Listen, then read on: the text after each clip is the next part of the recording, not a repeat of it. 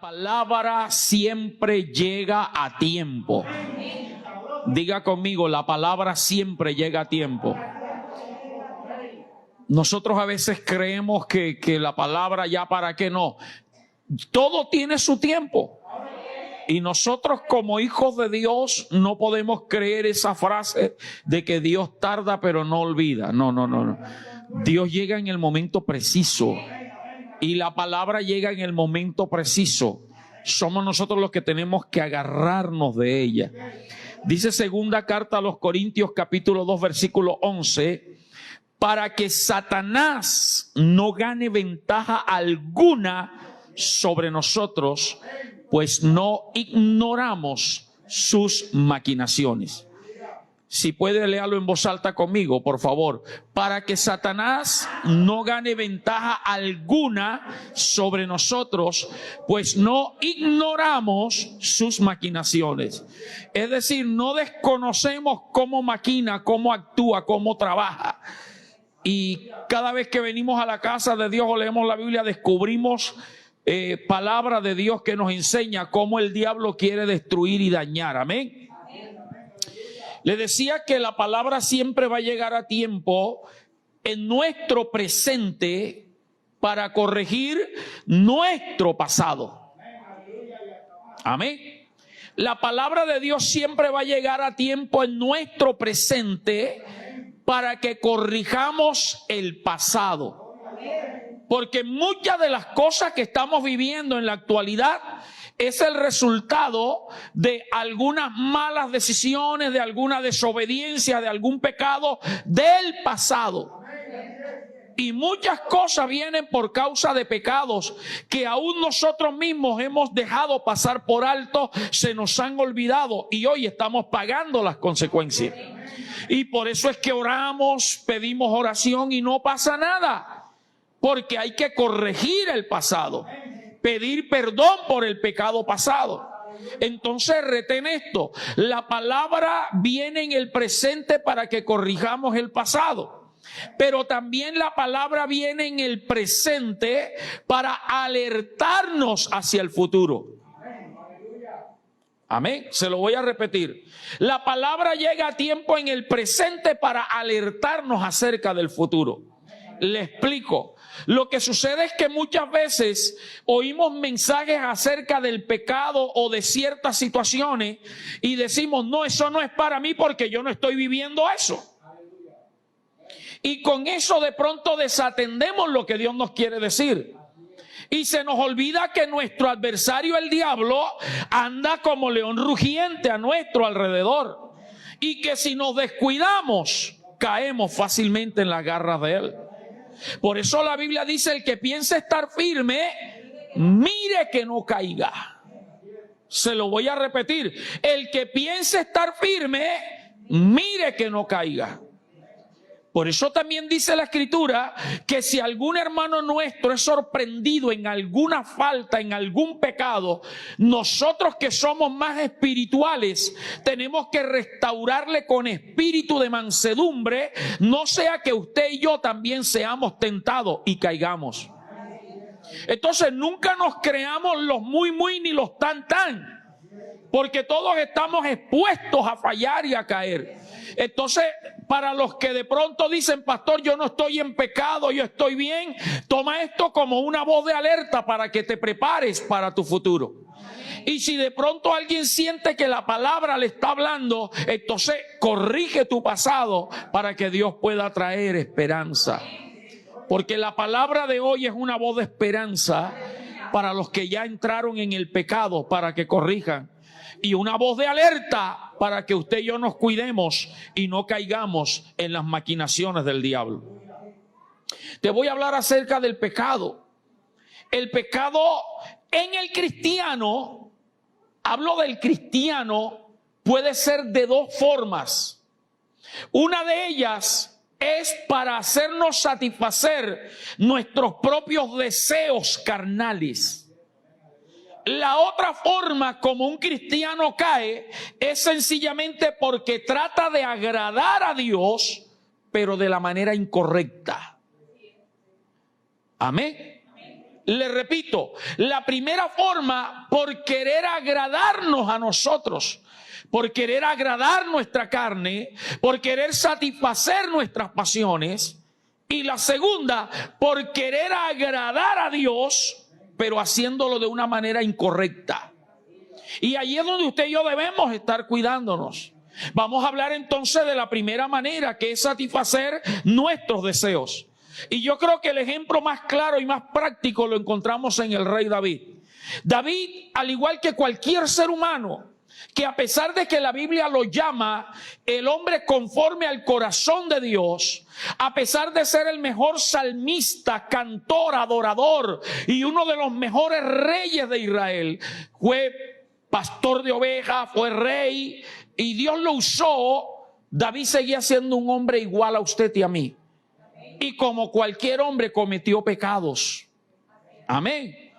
Y a través de los pecados que están escritos en la Biblia acerca de David, nosotros vamos a aprender cómo aún los que creemos y los que no queremos fallarle a Dios, los que tenemos ministerios, llamados, talentos, dones, los que le servimos a Dios, si nos descuidamos, hermano, nuestra carne puede salir a flote. Y vamos a hablar en primer lugar, voy a hablarte de dos pecados de David. El primero de ellos, el pecado que cometió con Betsabé. Segundo libro de Samuel, capítulo 11. Los que toman nota, yo no voy a leer, voy a parafrasear algo de la historia, lo que me interesa. Segundo libro de Samuel, capítulo 11. Esta historia nos enseña que cuando tú y yo descuidamos lo espiritual, se activa lo carnal. Wow, ojalá y usted anote y tome nota de eso. Cuando descuidamos lo espiritual, se activa lo carnal. Los seres humanos tenemos dos partes, una parte espiritual y una parte carnal. El apóstol Pablo escribe en Gálatas capítulo 5, a partir del versículo 19, que hay una guerra, una lucha entre la carne y el espíritu. El espíritu busca las cosas de Dios y la carne busca las cosas terrenales.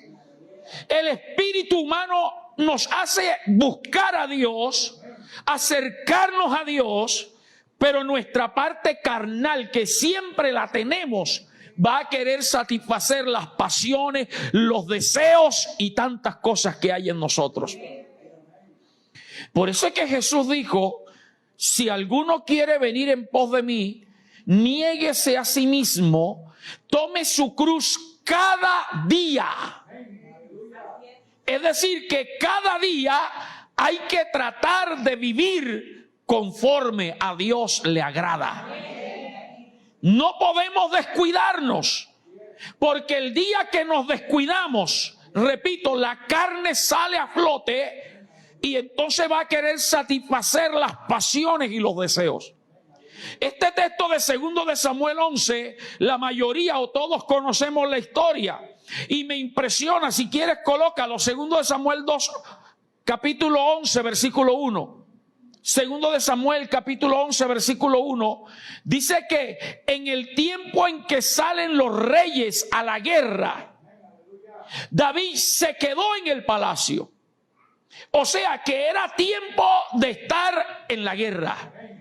Y David prefirió quedarse descansando. Y por estar descansando y no en la guerra, se paró en el balcón, vio a una mujer bañándose llamada Betsabé, la deseó, porque el pecado entra por los ojos o entra por los oídos, baja al alma o baja a la mente, al corazón. David la vio, la deseó, la mandó a buscar, se acostó con ella y luego la devolvió.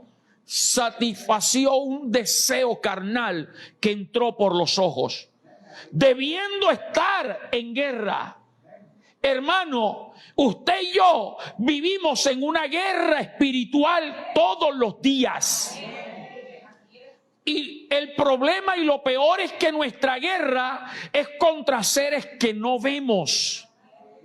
La Biblia dice en Efesios 6:12 que es contra principados, contra potestades, contra los gobernadores de las tinieblas, contra huestes espirituales de maldad de este siglo que habitan en las regiones celestiales.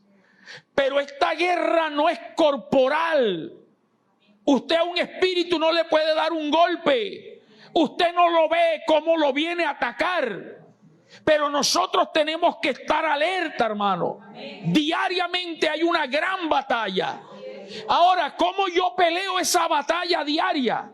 No es pasando todo el día, reprendo al diablo, ato al diablo, vete diablo en el nombre de Jesús. No.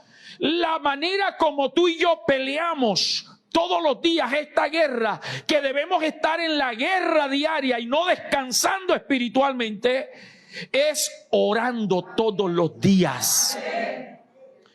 Cuando tú oras todos los días, tú te estás fortaleciendo, robusteciendo en Dios. Así que no dejes de orar, porque el día que dejes de orar, estás actuando como David, quedándote descansando. Otra manera de librar esta guerra diaria es leyendo o estudiando la Biblia todos los días. Porque ese texto que di al comienzo, 2 de Corintios 2:11, nos dice para que Satanás no nos gane ventaja. ¿Y dónde más podemos conocer las maquinaciones del diablo sino a través de la Biblia? Amén. Entonces mira, te estoy explicando cómo hay que guerrear diario, orando todos los días, leyendo la Biblia todos los días. Y viene una tercera, viniendo a los cultos como tú has hecho en esta noche. Y si por alguna razón los que no pudieron venir, conectándose para que puedan recibir esta instrucción. Es decir, que hoy usted de aquí sale fortalecido y robustecido. Porque Romanos 10:17 dice que la fe viene por el oír y el oír por la palabra. Entonces te estoy dando 2 o 3 armas, llevamos ya, de cómo se guerrea diariamente, orando todos los días, leyendo la Biblia todos los días, viniendo a los cultos que se hacen en la iglesia los martes de ayuno, si no estás trabajando, estudiando, los viernes al culto de unción y milagro, los domingos, estar alimentándote, tu espíritu se fortalece. Pero también hay una cuarta arma y manera de guerrear que se llama ayuno y oración. Y yo creo, sin pasar a ser religioso ni fariseo, yo creo que el cristiano debe ayunar por lo menos una vez a la semana. Porque el verdadero ayuno es para quebrantar el alma y para hacer morir lo carnal. Por eso el profeta escribe que el verdadero ayuno es dejar ir libre a los cautivos, quitar el dedo acusador, soltar las cargas de opresión. Y eso se hace a través del ayuno y la oración. Tú eres libre, la carne se debilita y el espíritu se fortalece en Dios. Alaba a Dios, dale toda la gloria.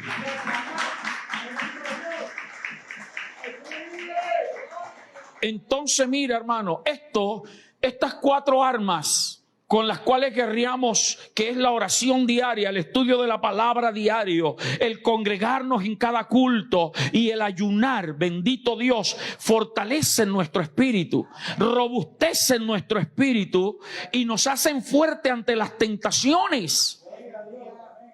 Cuando Satanás quiera venir contra ti a tentarte, tú estás lleno de Dios. Y Dios te hace discernir que eso no le agrada a Dios. Ayer estábamos mi esposa y yo haciendo una diligencia para algo que queremos, gloria a Dios. Y la persona, al ver ciertos obstáculos que parecía que no podían salirnos bien las cosas, sugirió un engaño, una mentira para beneficiarnos a nosotros. Y mi esposa enseguida saltó y dijo: no, así no. Vamos a decir la verdad. Cuando usted está lleno de Dios, usted le cierra todos los flancos al diablo y la carne no va a poder fluir en usted, sino que usted anda en el Espíritu. Y esa, escúchame los que están aquí, los que están viendo la transmisión, esa es la razón por la cual Satanás te pone tanto obstáculo para que ores todos los días. Te pone sueño, te pone pereza, te pone cansancio, te pone dolencias, te pone impedimentos para que leas la Biblia, te pone obstáculos para que vengas a los cultos, hace que no puedas ayunar o que pongas pretextos para venir a los ayunos, porque el diablo sabe que una persona que no ejercita espiritualmente lo que Dios ha mandado es una persona que está débil espiritualmente y el diablo lo arrasa. Así que atento, cuando el diablo te ponga tropiezo es porque estás entendiendo que él sabe que si tú oras, que si tú lees la Biblia, que si tú te congregas, que si tú ayunas, tú vas a ser fuerte delante de las tentaciones. Pero esta historia del segundo libro de Samuel, capítulo 11, del pecado de David con Betsabé, también nos enseña, atentos, que la tentación entra por los ojos y entra por los oídos. Y después que entra por los ojos, baja a la mente y al corazón. Porque eso fue lo que cometió David. Se quedó mirando a la mujer. Porque si David hubiese estado en guerra espiritual, él saldría a su balcón, vería a la mujer bañándose, seguro desnuda, y si él es espiritual, él se vuelve a encerrar. Pero como estaba de descanso, se quedó observando. Seguro la observó cuando se empezó a quitar la ropa. ¿Por qué? Porque estaba débil espiritualmente. Y cuando contempló, su mente comenzó a maquinar. Su alma comenzó a despertar pasiones y deseos. Y allí cayó en el pecado. Así que, hermano, cuando tú ejercitas lo espiritual, la tentación te podrá hablar. La tentación se te podrá poner enfrente. Los ojos podrán observar, los oídos podrán escuchar, pero nada de eso penetrará porque tú estás permeado por la gloria de Dios. Wow, yo esperaba que alguien alabara mejor a Dios. Alaba a Dios. Entonces la enseñanza de hoy, amada iglesia, en esta tentación, en este pecado de David, para los que ya han caído en ese pecado, es para que empieces a fortalecerte. Y para los que no hemos caído en pecados como eso, cualquier otro pecado, no dejemos de orar, no dejemos de leer la Biblia, no dejemos de congregarnos, no dejemos de ayunar. Otro pecado sobresaliente de David, usted lo encuentra en el segundo libro de Samuel, capítulo 24. Usted lo lee con calma en su casa. Segundo de Samuel, capítulo 24. David se le da por censar al pueblo y llama a su general, al general del ejército, y le dice: recórreme toda Israel y cuéntame las personas. ¿Sabe cuál era la intención de David al hacer el censo? Saber cuántos soldados tenía disponibles para la guerra. Esa era la intención de David. Saber cuántos jóvenes, hombres valientes tenía. Tanto que cuando el general viene de vuelta a traerle el informe, le dice: mira, de Israel hay 800,000 soldados valientes. Y de Judá hay 500,000. Suma que 1,300,000 soldados. Le habla exclusivamente de los valientes guerreros. El censo era para todo, pero el informe viene para los que empuñan espada y los guerreros. Por eso a Dios le desagradó esa actitud. Dios no quería y había prohibido que se censara al pueblo, porque el censo alimentaría el ego de David y haría que David en su ego quitara la mirada de Dios y la pusiera en los 1,300,000 soldados que tenía. Amén. Confiara en su ejército y quitara la confianza en Dios. Y cuando viniera la guerra, David dijera: tengo un buen ejército, vamos a pelear, y no consultaría a Dios. David cometió ese error. A pesar de que a tiempo se le previno.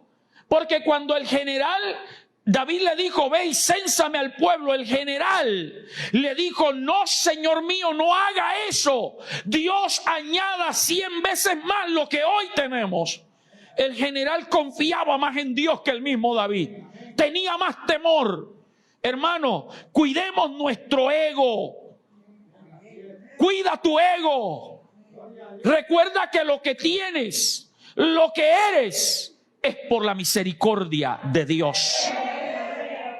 No confíes en tu capacidad.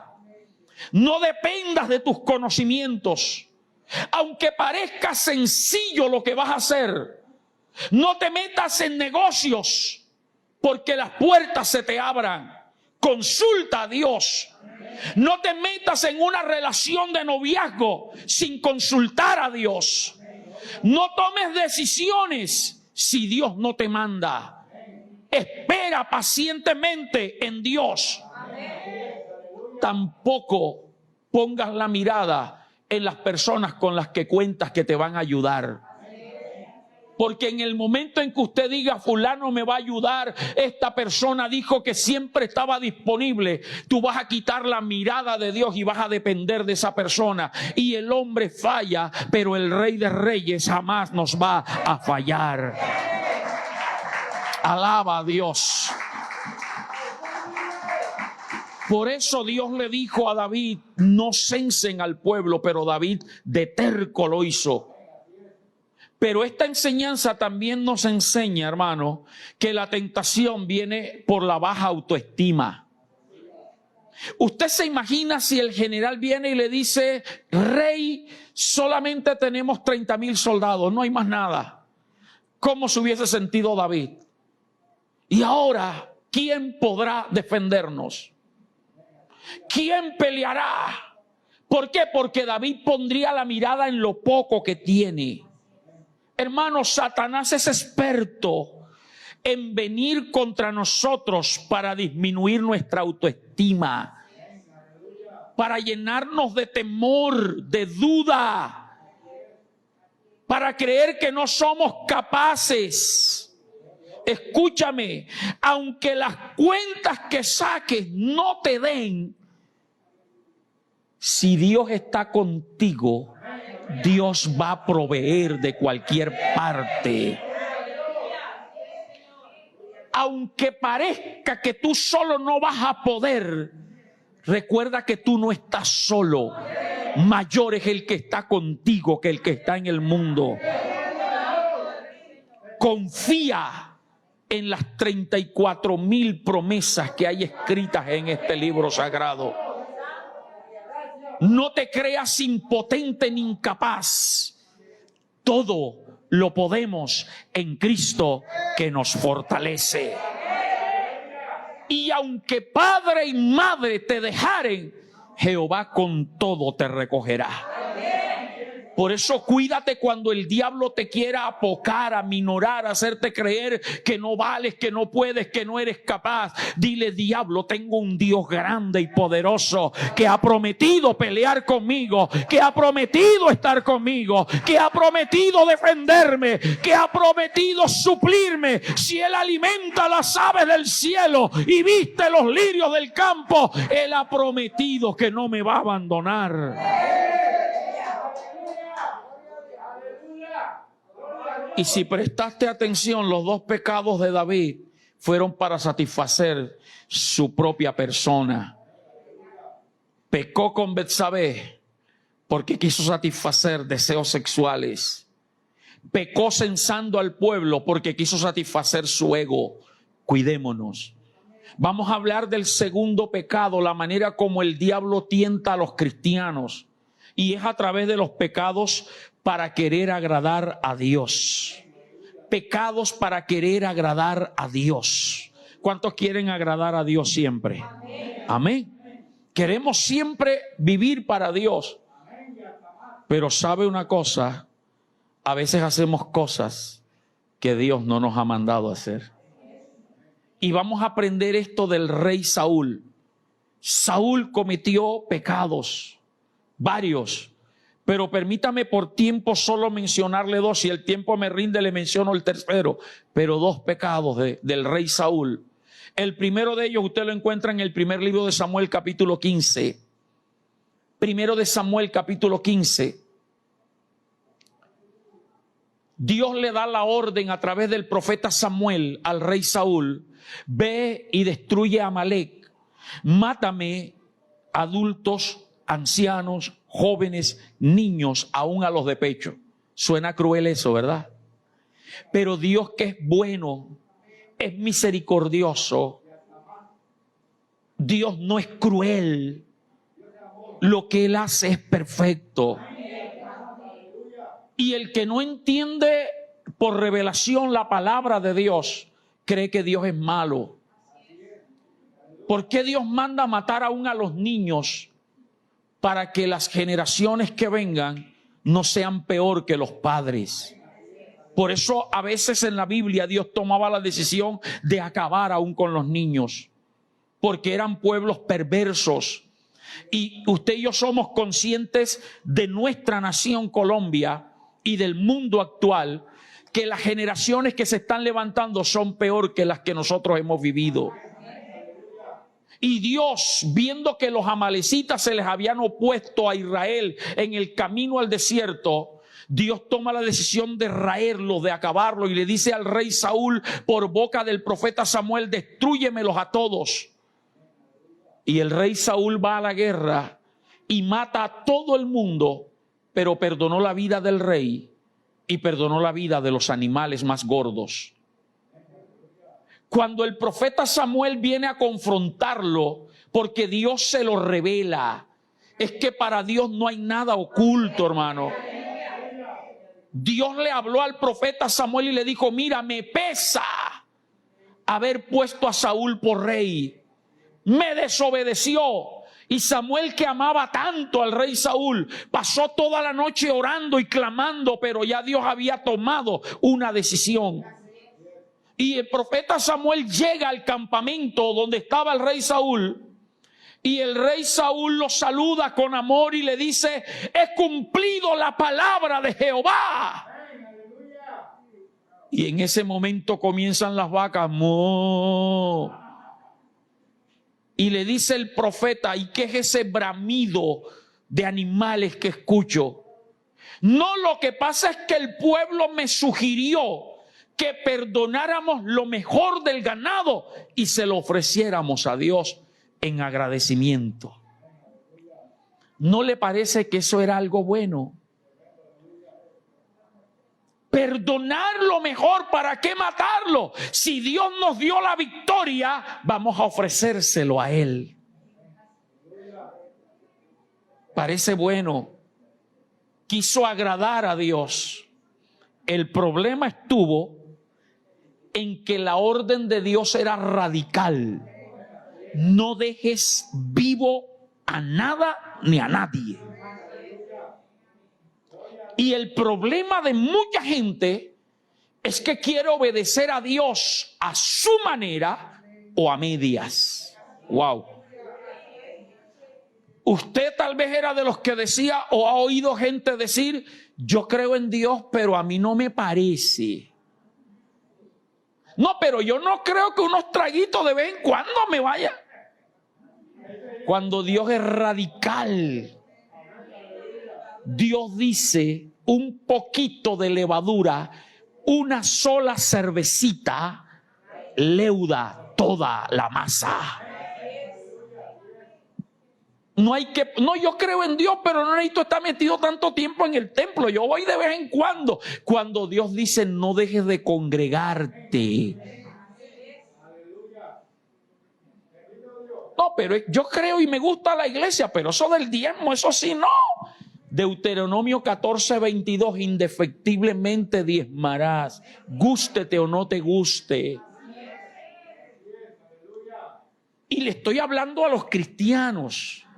Hay muchos cristianos que todavía condicionan las órdenes de Dios. Wow. Hermano, cuídate de obedecer a Dios Por eso el profeta Samuel, por orden de Dios, le dijo al rey Saúl: se complace tanto Jehová en los sacrificios como el que se obedezca a su palabra. Dios quiere y quería que le sacrificaran animales en el tiempo antiguo, pero también quería que se le obedeciera. Y como todo tiene su tiempo, hay tiempo de sacrificio y hay tiempo de obediencia. Ese era tiempo de obediencia. Y Dios le dijo: como pecado de adivinación y de obstinación es la desobediencia. Cuidémonos, hermano, de no hacer cosas para Dios que Dios no nos ha mandado a hacer. Cuídate. Esto le pasó a Saúl por escuchar la voz del pueblo y no la de Dios. Se lo repito. Porque cuando el profeta lo confrontó, ¿qué es ese bramido de vacas y de animales? Él dijo: es que el pueblo me dijo. ¿A quién hay que obedecer? ¿Al pueblo o a Dios? Hay que obedecer a Dios. Y la gente prefiere obedecer lo que le dice el YouTube, el Internet, el Facebook o el vecino, y no a lo que la palabra dice. Y todavía hay cristianos que cuestionan la palabra.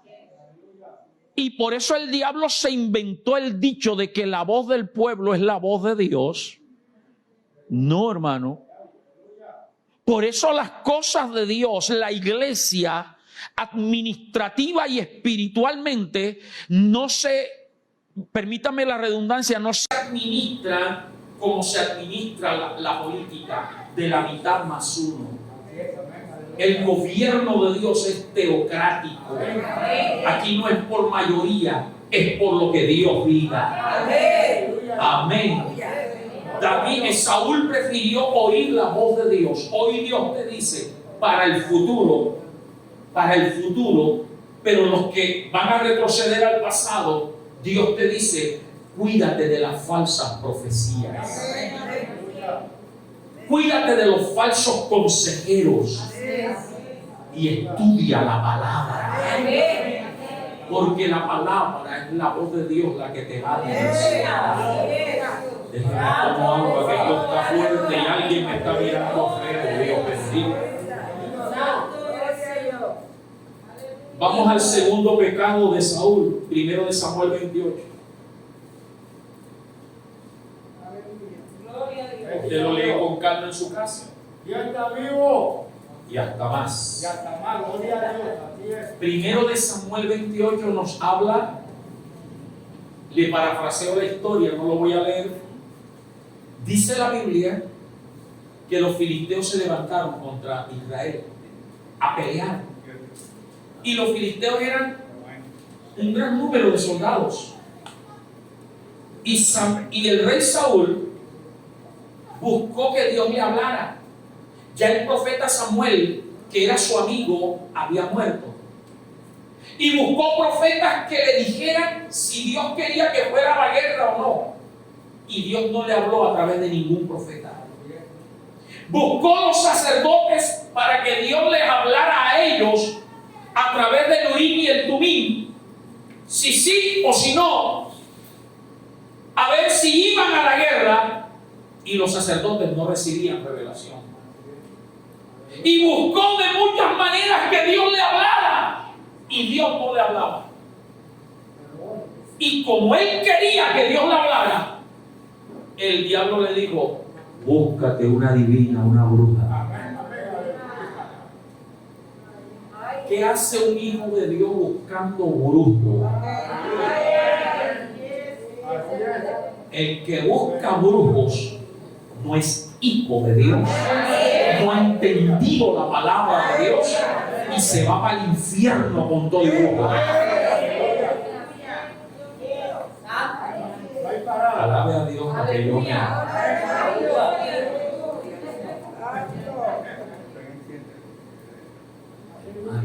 ¿Qué hace una persona buscando un brujo? Si los brujos son hijos del diablo, entonces está buscando al diablo. Ojo con lo que viene. ¿Cómo? No hay parada para el infierno, eso va derechito para allá abajo. No hay escala. Como Dios no le hablaba, el diablo le dijo, búscate una bruja. Y mandó a buscar una divina. Y mire, por orden de Dios, hermano Fernando, por orden de Dios, Saúl había matado a todas las brujas del reino. Por orden de Dios. Obedeció, porque Dios no quiere nada con la brujería. Ni la magia blanca, ni la negra, ni la rosada, ni la verde, ni la amarilla. Con nada. Ni con el horóscopo, ni con los astros, ni con nada de esos endemoniados que andan en la televisión. Y sin embargo, le dijeron, por ahí quedó una viva. Y entonces Saúl se disfrazó. Se disfrazó para que no lo reconocieran. ¿Cómo le parece? Hay gente que cree que nadie lo ve. Mis hermanos, el que tú menos crees te está fildeando. Y como digo yo, ya no hay nada oculto entre cielo y Facebook que no salga a la luz. El que tú menos crees.